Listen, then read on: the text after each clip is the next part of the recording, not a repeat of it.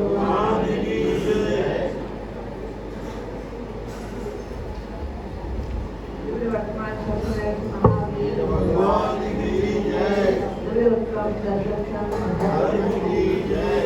उत्तम तप धर्म की जय। संत शिरोमणि आचार्य श्री विष्णु सागर जी महाराज की जय। आचार्य श्री विनोद सागर जी महाराज की जय। श्रीकांत सुंदर जी माता जी की जय। श्रीकांत सुमन श्री माता जी की जय। हम सभी लोग राज्य से निवेदन करें। बोलो उपाध्याय गुप्ती पूज्य माता जी आप अपने अमृत परिवार से भगवान की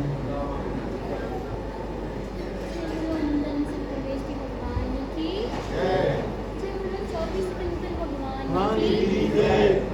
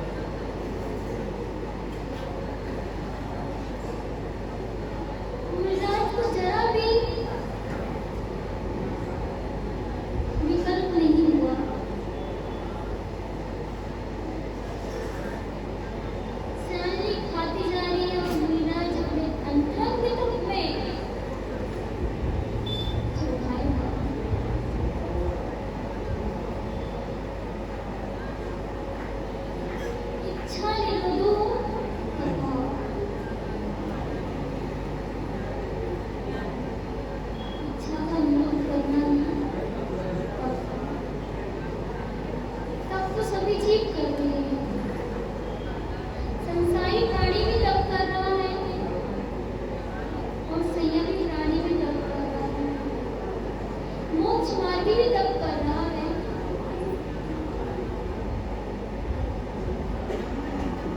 अंतर इतनी हुई कि संयमी प्राणी जो तप करता है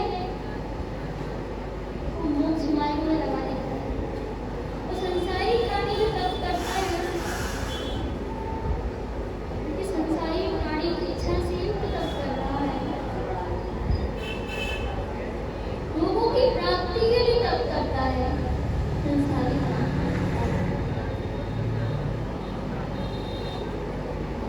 वो तब उसके लिए एक दिन डूबा देता है।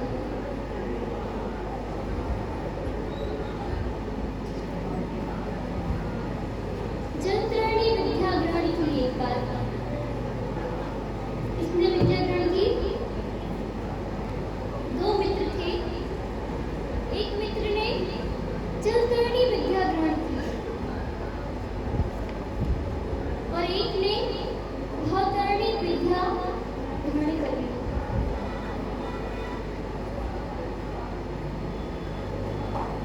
दोनों ने 12 वर्ष की तपस्या की।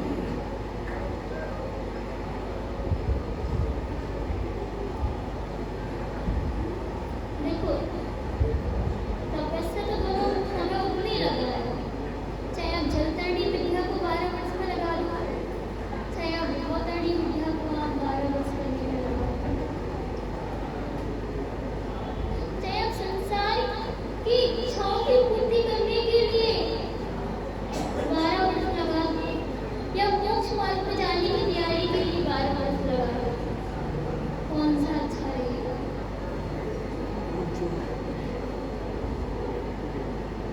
आप तो संसार बढ़ाने की तपस्या कर रहे हो, दुकानदारी कर रहे हो, सुबह से लेके कभी आपके व्रत करने बोलोगे तो आप डर जाओगे, अरे मैं कैसे ऊपर रहूंगा। लेकिन जब आप दुकानदारी में इतने बिजी हो जाते हो, आप खाने का टाइम भी नहीं मिलता, कैसे आप हमको साथ देते हो? कैसे आप हमको साथ देते हो?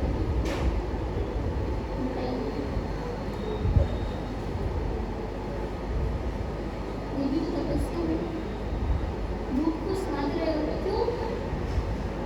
भूमि की अभिलाषा होती, धन की अभिलाषा मेरी, मोह की अभिलाषा।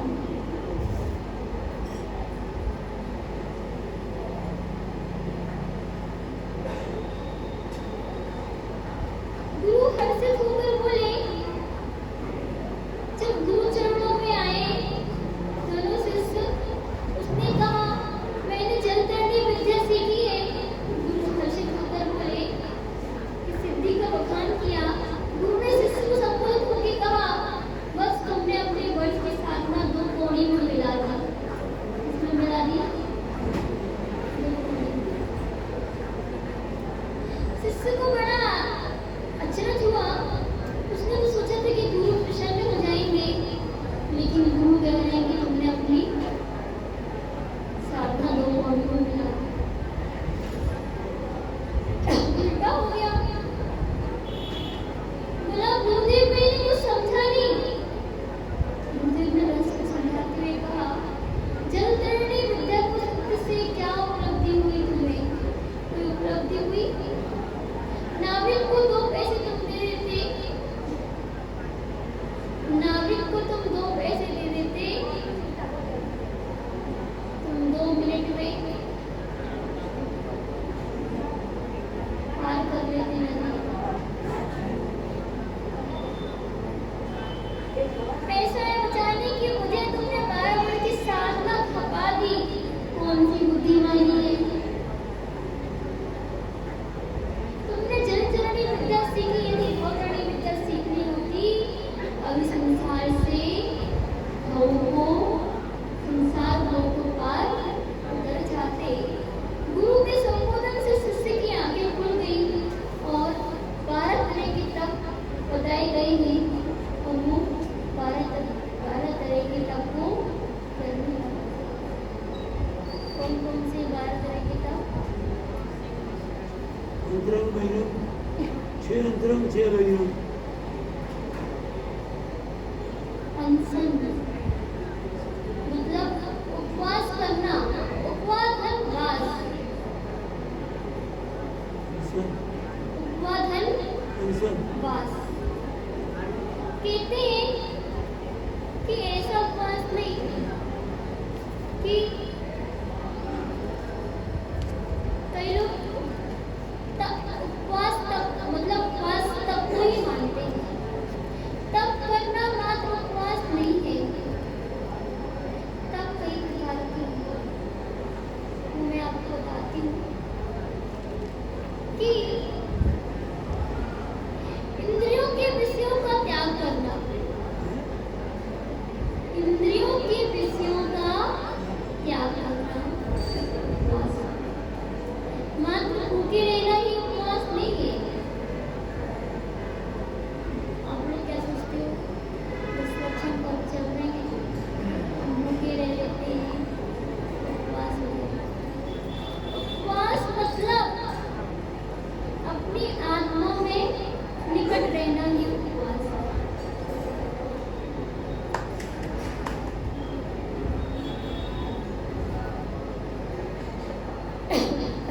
जो स्वभाव की ओर पहुंचता है वो उपवास है, लेकिन लोग उपवास के लिए भले आप में अंदर कसाई चल रही हो, आपके अंदर कसाई चल रही हो और आप घर में ध्यान कर रहे हो, पूजन पाठ कर रहे हो और उपवास कर रहे हो, इसमें कोई फल मिलेगा? उपवास में उपवास तो वो कहलाता है अपने आत्मा की सही आना। आप भूखे नहीं भी रहोगे तो चल जाएगा, लेकिन कसायों को त्याग जब तक नहीं होगा तब तक उपवास नहीं होगा। सबसे पहले तो आप कसायों को त्याग करो,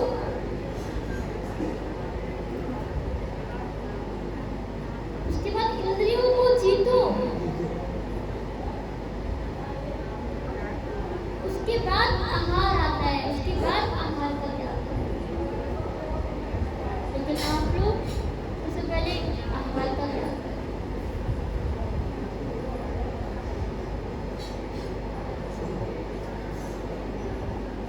ऐसी कौन सी किताब में इसको बताया है कि तुम आहार का त्याग करो आपका उपवास हो जाएगा?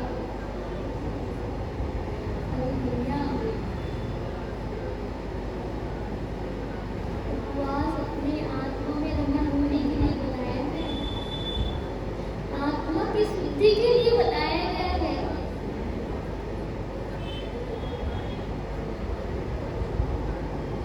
कसायों को शांत कर लो, 2 वचन मीठे बोलो किसी से,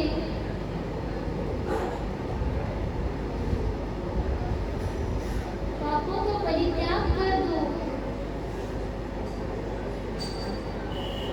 आप उपवास भी नहीं करोगे, आपका उपवास ही कर जाएगा, मतलब भूखे नहीं भी रहोगे तो भी चल जाएगा।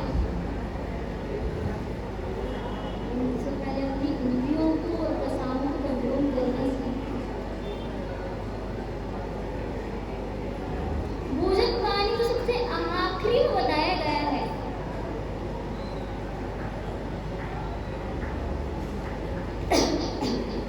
सबसे पहले हम अनशन की बात कर रहे हैं।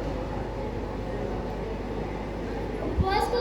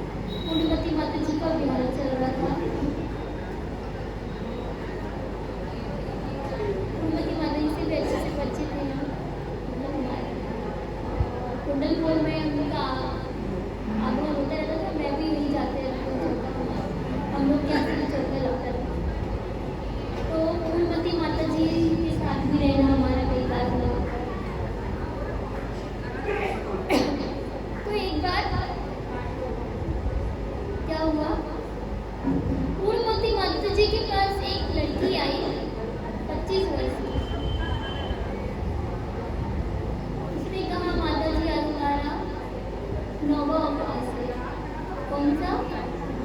नौवां उपवास। जी ने कहा यार इतनी चमक दिख रही है, तुम्हारा नौवां उपवास है, लगी है तुम उपवास कर रही हो। माता जी को समझा हुई, माता जी ने उसको बैठाना। अब भी एकदम तो पूछ नहीं सकते, बहुत ध्यान से पूछा जाता है। माता जी ने कहा अच्छा तुमने उपवास में कुछ लिया? हाँ माता जी, इतना गिलास दूध ले लो। मुझे उठने के लोग ऐसे ही बोला थे, इतना गिलास दूध ले लो और कुछ लो। माता जी ने पूछा, बोले हाँ माता जी। 12 केला ले ले। कितने केला ले ले? 12 केला ले ले। माता जी ने बोला और कुछ लिया? बोले हाँ एक सेब फल ले लो। नो एक सेब फल ले लो। अच्छा जी, कुछ लोग उपवास तो कर लेते हैं, लेकिन इन चीजों से पेट भर लिया, क्या वो उपवास कर रहा है?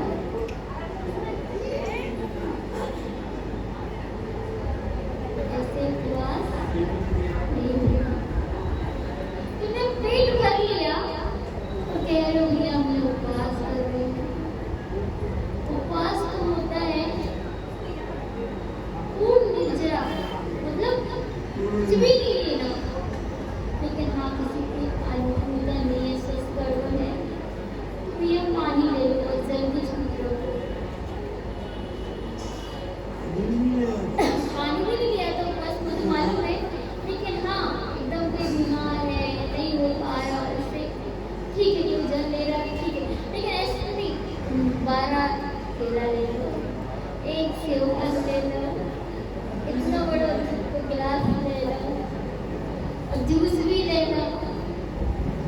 ऐसे उपवास नहीं होता।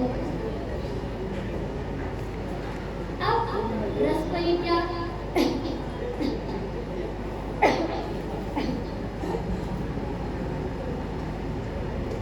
भोजन पर प्रीति बढ़ाए, जीवा की इच्छा रखना, इंद्रियों पर नियंत्रण करने में सर्वश्रेष्ठ उपाय है रसपरित्याग। इंद्रियों पर संयम और विजय का प्रतीक है रसपरित्याग। बोलो रस का त्याग करते हैं, 6 रसों का त्याग, रसपरित्याग। विविध सिंहासन, एकांत में ध्यान लगाना, सुनसान स्थानों में घंटों में ध्यान में लीन रहना, और कोई बड़े मकान में 4थी-5वीं मंजिल पर सारी रात निकल जाए तो एकांत में से भय पर विजय प्राप्त करना महातप है। मतलब कभी सुनसान जगह पे आप तप कर रहे हो, लेकिन कई लोग तो भय रहते हैं कुछ उड़ेलना आ जाए,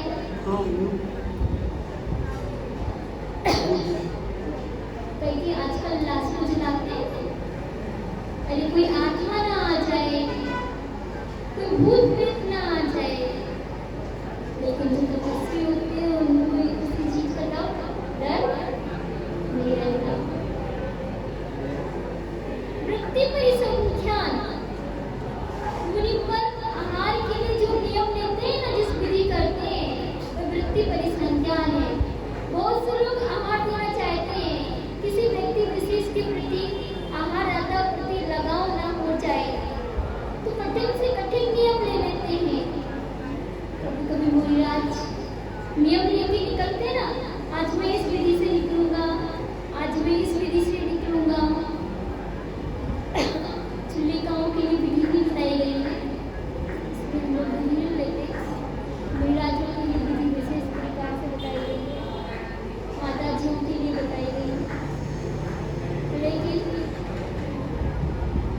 जो बहुत तपस्वी साधु हैं वही बुद्धि से निकलते हैं, नहीं तो कुछ लोगों को भूखे ही बैठना पड़ेगा।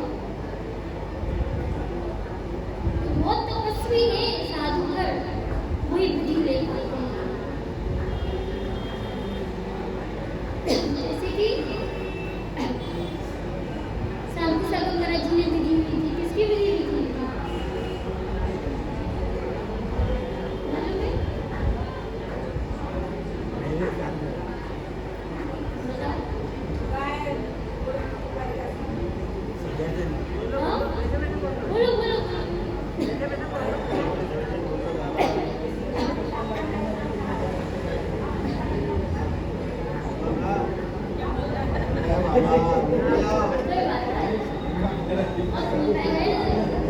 कभी कभी व्यक्ति की इच्छा होती है, भीड़ भाड़ होती है, व्यक्ति संकोच में, हाँ कौन बताएगा? और खड़े होने को माइक दे दिया करो भैया, जो किसी को पूछा जाएगा।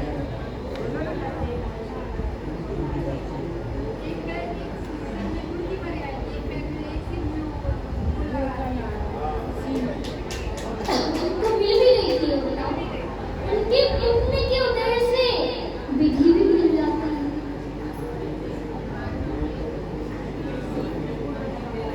अब एक कोई राज ने विधि ली थी, वो खीरनी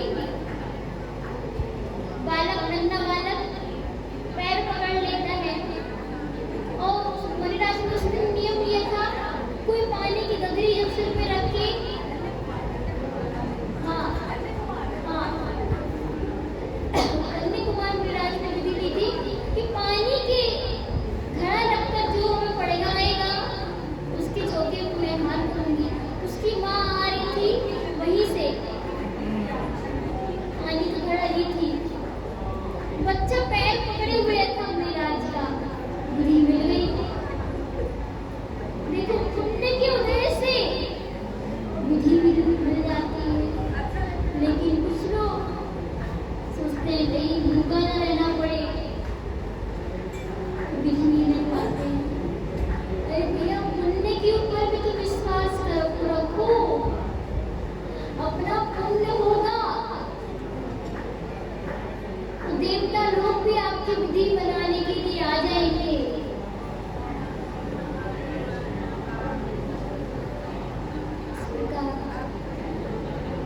काय के लिए शरीर की वस्तु को सहना, एक आसन पर खड़े रहना, एक पैर पर खड़े रहना। आचार्य कुंद स्वामी कहते हैं, अपने वेद विज्ञान को दृढ़ बनाना चाहते हो तो कष्ट सहो, क्योंकि जब दूध जब तक वो पाएंगे नहीं तो घी नहीं बनेगा।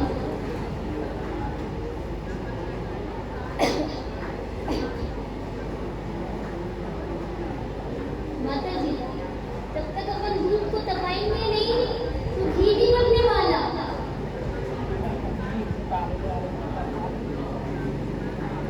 घी बन जाएगा?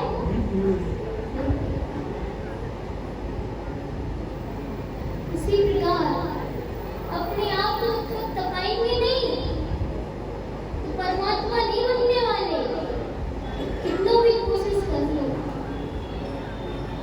तब तो सभी व्यक्ति रहा है, त्रंच भी तप रहा है, नरकों में भी तपना है, नरकों में भी तपना है, मुझे त्रंच काल में भी तपना है, संसार में रह के भी तपना है और मोक्ष मार्ग में रह के भी तपना है। तो क्यों ना अपनी तपन को सही योग लगा दो, तो हर कहीं तपना है। क्यों भाभी? तो हर कहीं तपना है, तो क्यों ना हम अपने मोक्ष मार्ग में तपन को लगा दें? मोक्ष मार्ग में ही अच्छे से तपस्या कर ले तो एक दिन हमसे परमेश्वर मिल जाएंगे। बच्चे पैदा करते हो तुम्हें पीड़ा होती कि नहीं होती? जितनी पीड़ा केश मंच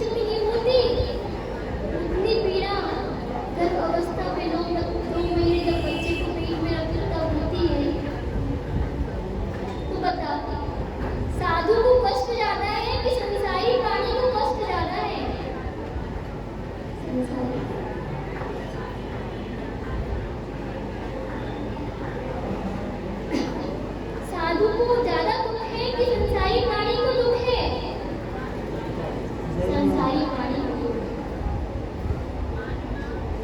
क्यों? क्योंकि उसने अपने आप को बंधन में बांध लिया। साधु के बराबर कोई इंसान सुखी नहीं है।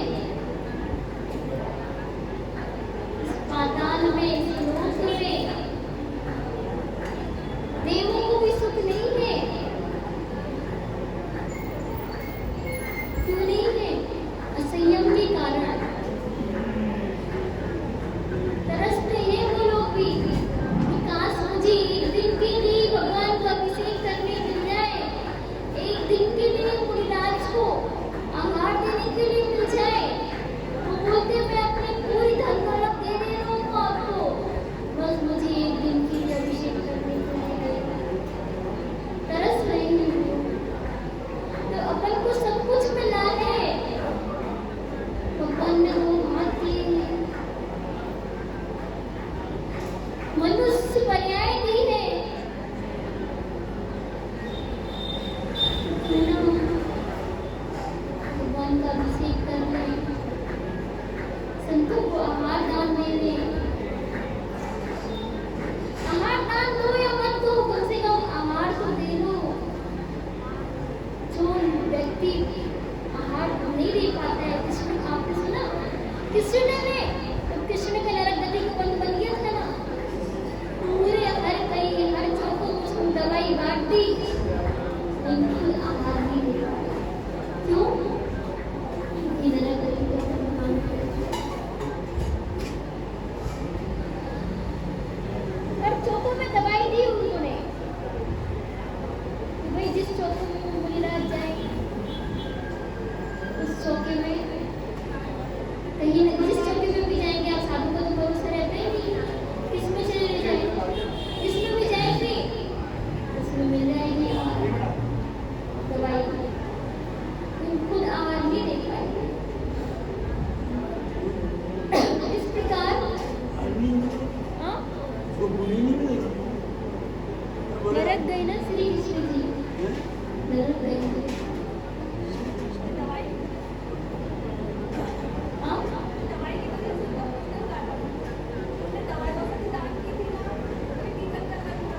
वो तिचक्कर पदवी का मन तो बन गया, लेकिन आहार नहीं दे पाए ना। लेकिन उनका पुण्य नहीं है ना आहार देने का। लेकिन उन्होंने जब आहार दान, औषधि दान की, उसी औषधि दान की वजह से उन्होंने तिचक्कर प्रकृति का मन बांधा। बात अभी हम आहार की कर रहे थे, वो तो बात सही है। औषधि की वजह से तिचक्कर प्रकृति का मन बांधा। तो इस प्रकार तिसरा को एक अग्नि कहा गया है, इच्छाओं को भी एक अग्नि कहा गया है।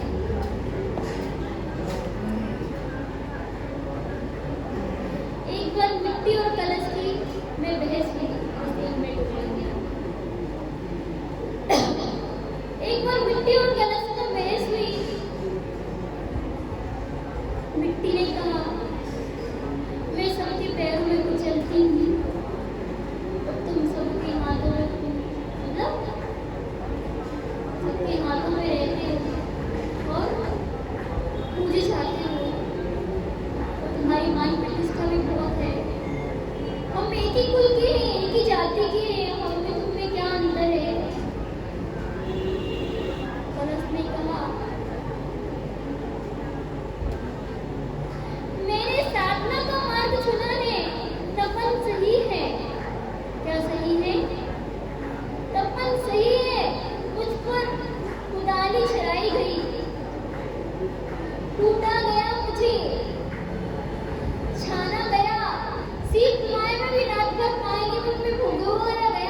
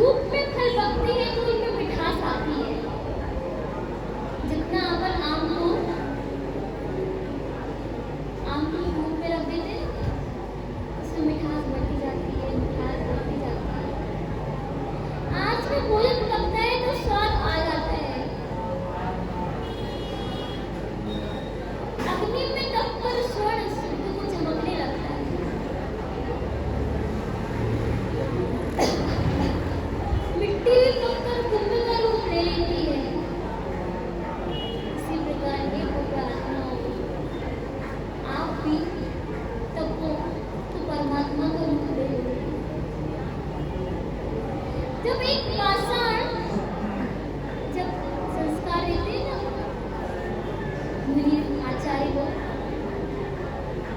एक पाषाण को संस्कार दिया जाए तो भगवान का रूप में लेती है। आप तो मनुष्य हो, जब पाषाण में भगवत्ता आ सकती है तो मनुष्य में भगवत्ता क्यों नहीं आ सकती? आ सकती है कि नहीं आ सकती?